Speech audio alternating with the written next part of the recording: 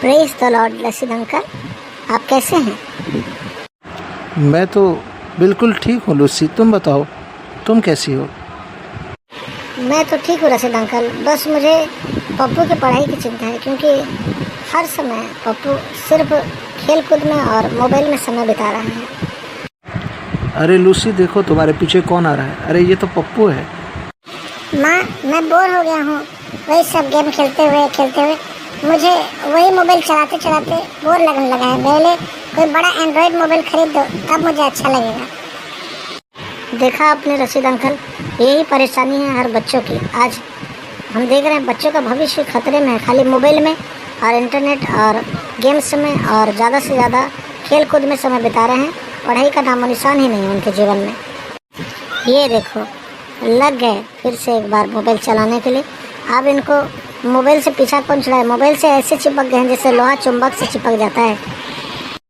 वाह वाह, मज़ा आ गया, बहुत मज़ेदार गेम है। लेकिन बड़ा एंड्रॉयड मोबाइल खरीदूंगा तो और लंबा समय तक खरीद पाऊंगा क्योंकि उसमें ज़्यादा GB प्रोसेसर होता है ना, इसलिए।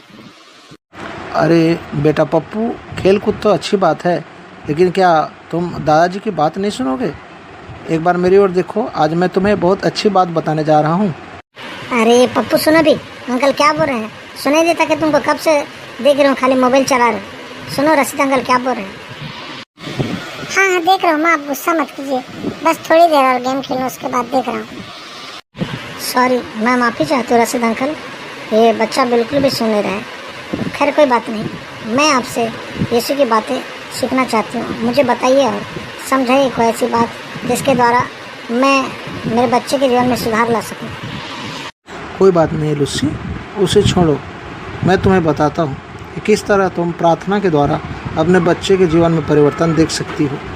सबसे पहले मैं तुम्हें कलाम बताता हूँ। उस कलाम को हर दिन घोषणा करना अपने बच्चे के लिए, और तुम ज़रूर देखोगे अपने बच्चे के जीवन में बदलाव। तो फिर बताइए रशीद अंकल, क्या है इसका हल? जैसा कि हम पढ़ते हैं बाइबिल से, भजन संहिता और उसका पहला अध्याय, उसका 1 से लेकर 6 पद। क्या ही धन्य है वह पुरुष जो दुष्टों की युक्ति पर नहीं चलता और न पापियों के मार्ग में खड़ा होता है और न ठट्ठा करने वालों की मंडली में बैठता है, परंतु वह तो यहोवा की व्यवस्था से प्रसन्न रहता और उसकी व्यवस्था पर रात दिन ध्यान करता रहता है। वह उस वृक्ष के समान है जो बहती नालियों के किनारे लगाया गया है और अपने ऋतु में फलता है, जिसके पत्ते कभी नहीं मुरझाते। इसलिए जो कुछ वह पुरुष करे वो सफल होता है। दुष्ट लोग ऐसे नहीं होते, वे उस भूसी के समान होते हैं जो पवन से उड़ाई जाती है। इस कारण दुष्ट लोग अदालत में स्थिर न रहेंगे और न पापी धर्मियों की मंडली में ठहरेंगे, क्योंकि यहोवा धर्मियों का मार्ग जानता है, परंतु दुष्टों का मार्ग नष्ट हो जाएगा। इससे ये पता चलता है लूसी कि हर समय इस बात को हमें ध्यान में रखने की ज़रूरत है कि हम अपने बच्चों को गलत संगति से दूर करें, क्योंकि परमेश्वर का वचन कहता है धोखा न खाना। बुरी संगति अच्छे चरित्र को बिगाड़ देती है। तुम ध्यान दो कि बच्चे को कैसा फेलोशिप मिल रहा है। एक दोस्त के समान बच्चों को समझाओ।